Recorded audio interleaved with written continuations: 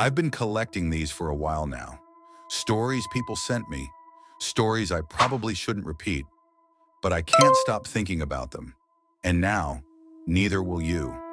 Turn your brightness down, put your headphones in, and whatever you do, don't watch this alone.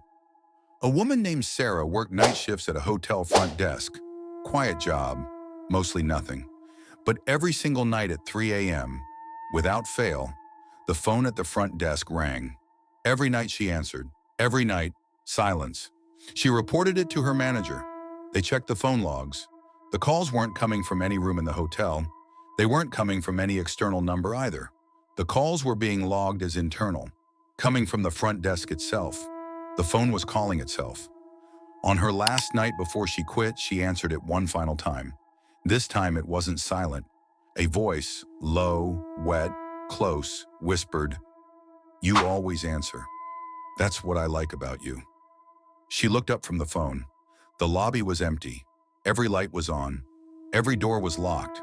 But the chair behind her, the chair she had been sitting in all night, was warm on the wrong side. A man moved into a new apartment in Chicago. First night there, he heard his neighbor through the wall, crying, softly, constantly, like someone who had been crying so long they'd forgotten how to stop. He felt bad, knocked on the wall gently, said, "Hey, you okay in there?" The crying stopped immediately. Then right against the wall, right against his ear, a voice whispered back, "He's still in here with me. Please don't let him know anyone can hear." He called 911 immediately. Officers arrived in 4 minutes. They knocked on the neighbor's door for 10 minutes before entering. The apartment was empty, completely, utterly empty. No furniture, no people.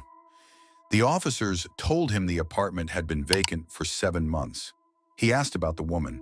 The officer looked at him strangely and said, "Sir, the tenant before you reported the same thing. A woman crying every single night. That's why he moved out." A family moved into a house in rural Vermont.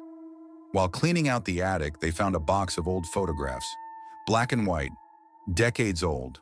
Pictures of the house, the yard, the surrounding woods, normal stuff. Except in every single photograph, every one, there was a figure standing at the tree line, too far away to make out clearly, just a shape, watching. They assumed it was whoever had taken the pictures, until they found a photograph taken from the tree line. Looking back at the house, and standing in the upstairs window, clearly visible, was their daughter. Their daughter who was 8 years old. Their daughter who had been born 6 years after these photographs were taken. Long pause. They moved out that afternoon. Their daughter didn't understand why. She kept asking to go back. She said she missed her friend in the woods. She said he'd promised to visit. A man volunteered for a university sleep study. Routine stuff. Electrodes on the scalp. Monitored overnight. Standard. At 3:17 a.m., the researchers watching the monitors noticed something wrong. His brainwave activity had completely flatlined. Not slowed, not changed pattern. Flatlined. Like he was clinically dead. But his body showed no signs of distress. Breathing normal. Heart rate normal.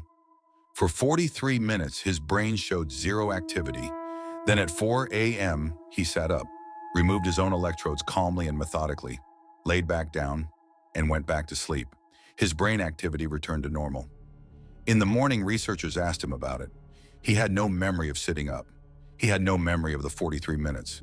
But he did say he'd had a dream, a very specific dream. He was standing in a white room. Something was standing across from him. He couldn't see its face, but it spoke to him. It said, "We borrowed you for a while. We put you back, this time. This last one was sent to me by a follower. She said I could share it. She said, 'Tell them this is real. Tell them I need them to believe me.' She lives alone. 3 months ago, she started noticing small things. Cabinet doors she hadn't opened. Lights off in rooms she'd left on. Her dog refusing to go into the hallway at night.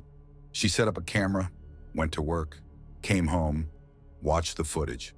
For 8 hours, nothing. She was about to close the app when she saw it. At 3:14 a.m., while she was asleep, Her bedroom door slowly opened. A figure stepped into the hallway, walked to the kitchen, opened the refrigerator, stood there for 4 minutes in the refrigerator light, then closed it, walked back down the hallway, back into her bedroom, and closed the door. She called the police. They searched the apartment. Every door locked from the inside. Every window latched. No signs of entry. No signs of anyone. The figure on the camera footage, when she zoomed in, was wearing her clothes, had her hair, had her build. The police told her it was probably a camera glitch, a reflection, a trick of light.